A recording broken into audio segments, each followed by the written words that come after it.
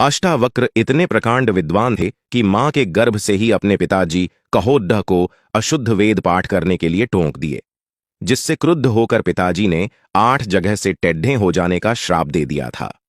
पौराणिक कथा। अष्टावक्र अद्वैत वेदांत के महत्वपूर्ण ग्रंथ अष्टावक्र गीता के आर्षि हैं। अष्टावक्र गीता अद्वैत वेदांत का महत्वपूर्ण ग्रंथ है। अष्टावक्र का अर्थ 8 जगह से टेढ़ा होता है। कहते हैं कि अष्टावक्र का शरीर 8 स्थानों से टेढ़ा था। उद्दालक ऋषि के पुत्र का नाम श्वेतकेतु था। उद्दालक ऋषि के एक शिष्य का नाम कहोड़ था। कहोड़ को संपूर्ण वेदों का ज्ञान देने के पश्चात उद्दालक ऋषि ने उसके साथ अपनी रूपवती एवं गुणवती कन्या सुजाता का विवाह कर दिया। कुछ दिनों के बाद सुजाता गर्भवती हो गई। एक दिन कहोड़ वेद पाठ कर रहे थे तो गर्भ के भीतर से बालक ने कहा कि पिताजी, आप वेद का गलत पाठ कर रहे हैं। यह सुनते ही कहोड़ क्रोधित होकर बोले कि तू गर्भ से ही मेरा अपमान कर रहा है, इसलिए तू 8 स्थानों से वक्र टेढ़ा हो जाएगा। हठात एक दिन कहोड़ राजा जनक के दरबार में जा पहुंचे। वहां बंदी से शास्त्रार्थ में उनकी हार हो गई। हार हो जाने के फलस्वरूप उन्हें जल में डुबा दिया गया। इस घटना के बाद अष्टावक्र का जन्म हुआ। पिता के न होने के कारण वह अपने नाना उद्दालक को अपना पिता और अपने मामा श्वेतकेतु को अपना भाई समझता था।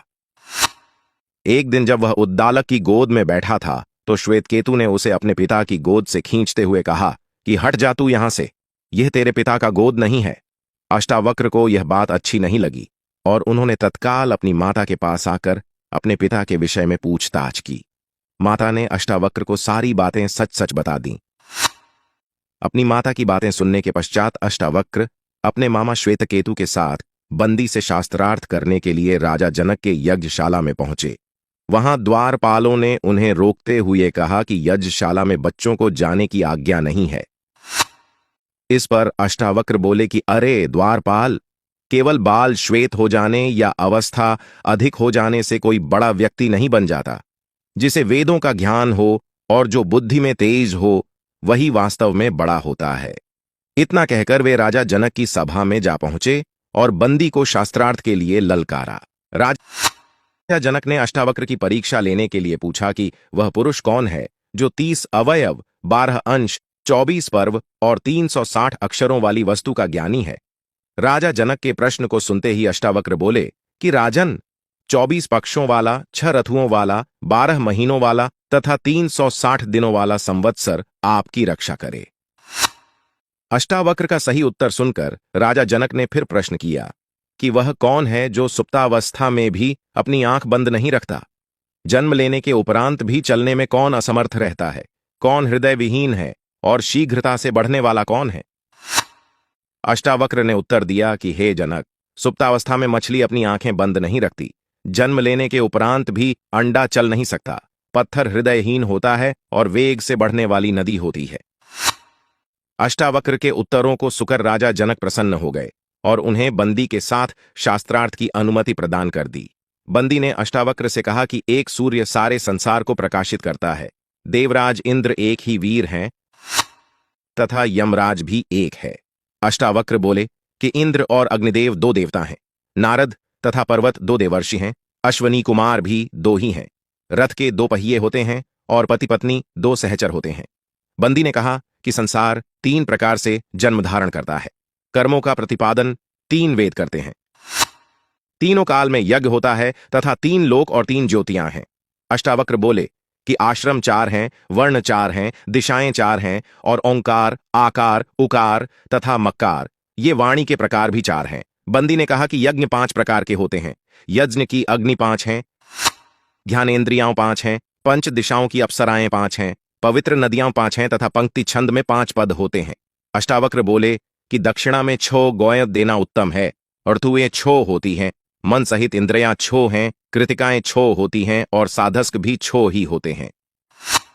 बंदी ने कहा कि पालतू पशु 7 उत्तम होते हैं और वन्य पशु भी 7 ही, 7 उत्तम छंद हैं, सप्तर्षि 7 हैं और वीणा में तार भी 7 ही होते हैं। अष्टावक्र बोले कि 8 वसु हैं तथा यज्ञ के स्तंभ कोण भी 8 होते हैं।